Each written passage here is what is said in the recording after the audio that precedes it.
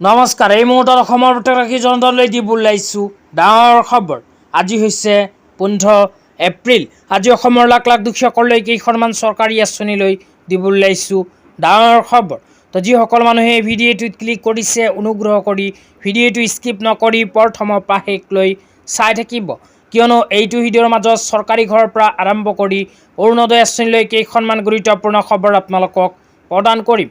অনুগ্ৰহ কৰি ভিডিঅ'টোত ক্লিক কৰিছোঁ যদি ভিডিঅ'টো স্কিপ নকৰি প্ৰথমৰ পৰা শেষলৈ চাই থাকিব।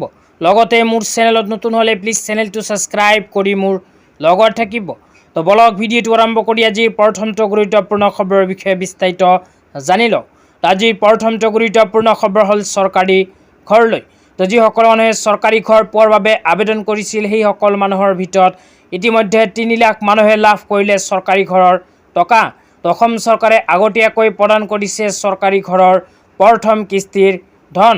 তো আপোনালোকৰ নাম যদি চৰকাৰী ঘৰৰ নতুন লিষ্টত অন্তৰ্ভুক্ত হৈ আছে, তেন্তে আপোনাৰ বেংক একাউণ্টত চৰকাৰী ঘৰৰ টকা সোমাইছেনে নিশ্চয় এইটো ভিডিঅ'ৰ কমেণ্ট বক্সত কমেণ্ট কৰি জনাই দিব। তো যিসকল মানুহৰ বেংক একাউণ্টত চৰকাৰী ঘৰৰ প্ৰথম কিস্তিৰ টকা সোমাই গৈছে, সেইসকল মানুহে এনেকুৱাকৈ চৰকাৰী ঘৰখনৰ মেটেৰিয়েল কিনাৰ কাৰণে চৰকাৰী ঘৰৰ টকা খৰচ কৰিব লাগিব।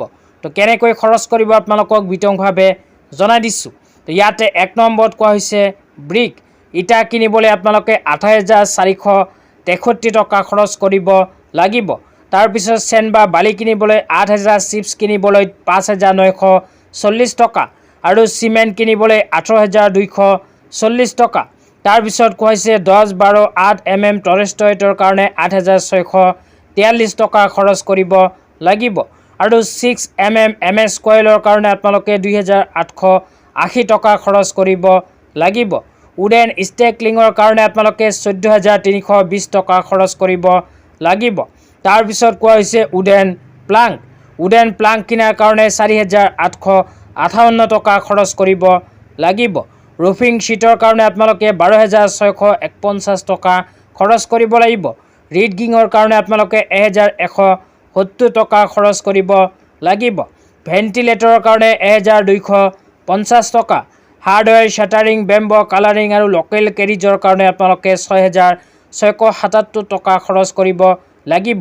মেটেৰিয়েল কিনাৰ কাৰণে সৰ্বমুঠ 1,13,092 টকা আপোনালোকে খৰচ কৰিব লাগিব। তাৰপিছত লেবাৰ খৰচ হিচাপে মেছন বা কাৰ্পেণ্টাৰৰ কাৰণে 6,300 টকা। স্কিল লেবাৰৰ কাৰণে 10,608 টকা আৰু আনস্কিল লেবাৰৰ কাৰণে 9,100 টকা। লেবাৰ খৰচ হিচাপে 26,008 টকা আপোনালোকে খৰচ কৰিব লাগিব। তো চৰকাৰী ঘৰৰ বাবে আপোনালোকে নিজৰ বেংক একাউণ্টত 1,39,100কৈ টকা লাভ কৰিব আৰু এই টকাখিনি এনেকুৱাকৈ আপোনালোকে কৰিব লাগিব খৰচ। তেতিয়া আপোনালোকক দিব ওলাইছোঁ আজিৰ দ্বিতীয়টো খুবেই গুৰুত্বপূৰ্ণ খবৰ।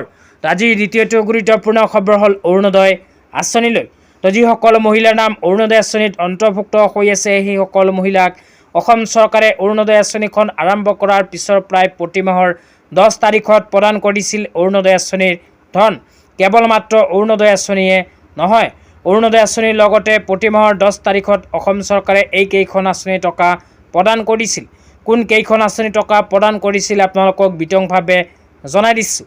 অৰুণোদয় আঁচনিৰ লগতে ইন্দিৰা মেৰী সৰ্বজনীন বিধৱা পেঞ্চন আঁচনি, দীনদয়াল দিব্যাংগজন সাহায্য আঁচনি, শহীদ কুশল কোঁৱৰ বৃদ্ধ পেঞ্চন আঁচনি, ৰাষ্ট্ৰীয় দিব্যাংগ বিধৱা আৰু বৃদ্ধ পেঞ্চন আঁচনি।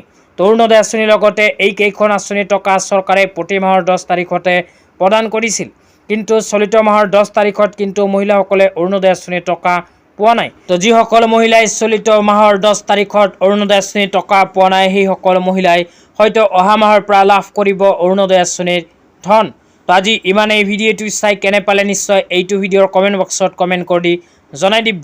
লগতে মোৰ চেনেলত নতুন হ'লে প্লিজ চেনেলটো ছাবস্ক্ৰাইব কৰি মোৰ লগত থাকিব। তো